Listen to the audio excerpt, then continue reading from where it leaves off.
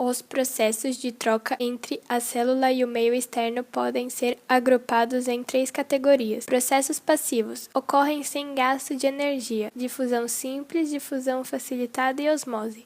Processos ativos ocorrem com gasto de energia: bomba de sódio e potássio. Processos medianos por vesículas ocorrem quando vesículas são utilizadas para a entrada de partículas ou micro-organismos ou para a eliminação de substâncias da célula. O processo de entrada chama-se endocitose e o de saída exocitose.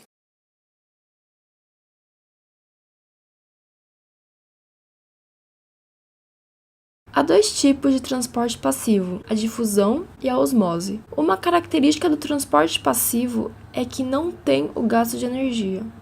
A difusão ela pode ser classificada como difusão simples e difusão facilitada.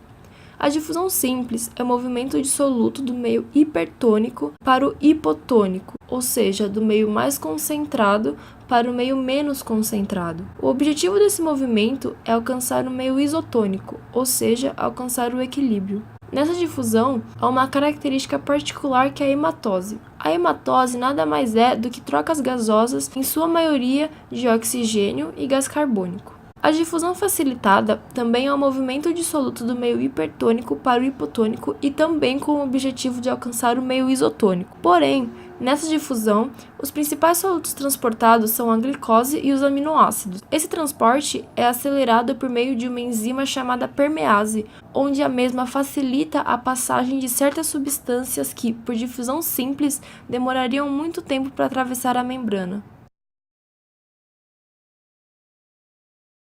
O transporte ativo ocorre com gasto de energia e, assim como na difusão facilitada, ocorre com a ajuda de proteínas carreadoras, que são denominadas de bombas. Diferentemente da difusão, no entanto, o transporte ocorre contra o gradiente de concentração. O exemplo mais conhecido de transporte ativo é a bomba de sódio e potássio. A osmose, diferente da difusão, é a passagem de solvente do meio hipotônico para o meio hipertônico, ou seja, do meio menos concentrado para o mais concentrado, mas também buscando o equilíbrio.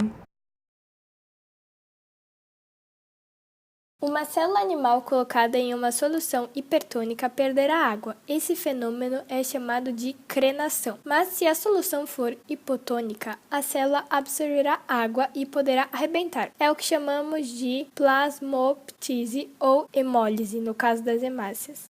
Uma solução isotônica em relação à hemácia pode ser obtida dissolvendo 9 gramas de cloreto de sódio, sal de cozinha, em 1 litro de água destilada. Essa solução é conhecida como soro fisiológico.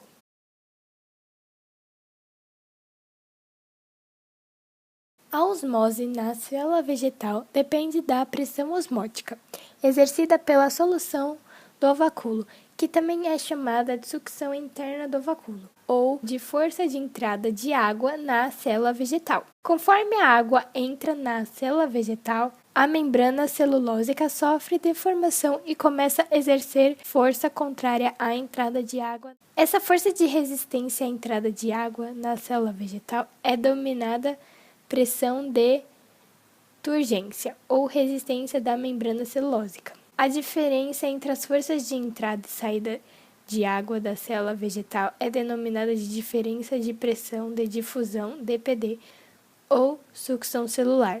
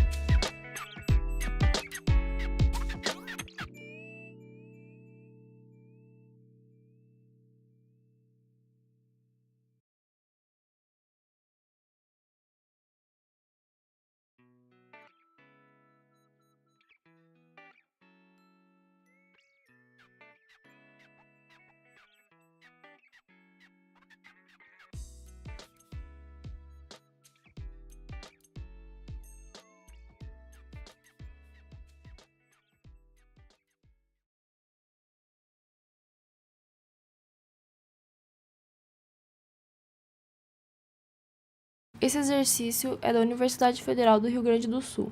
Entre os fatos referidos a seguir, aqueles que podem ser explicados pela mesma propriedade coligativa, ou seja, propriedades do solvente que se modificam na presença de um soluto com um ponto de ebulição alto são.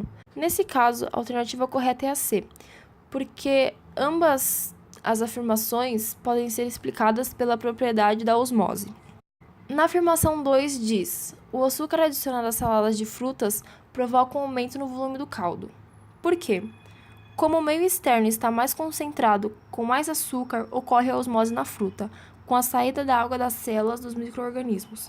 Na afirmação 3, diz que a adição de sal da cozinha à carne bovina é utilizada na fabricação de charque. Por quê? Nesse caso, o meio externo está mais concentrado por causa do sal, e o meio interno, que seria o interior das células da carne, está menos concentrado. Por isso, ocorre a saída de água das células de micro-organismos que poderiam causar a decomposição da carne. Assim, ela permanece conservada por mais tempo.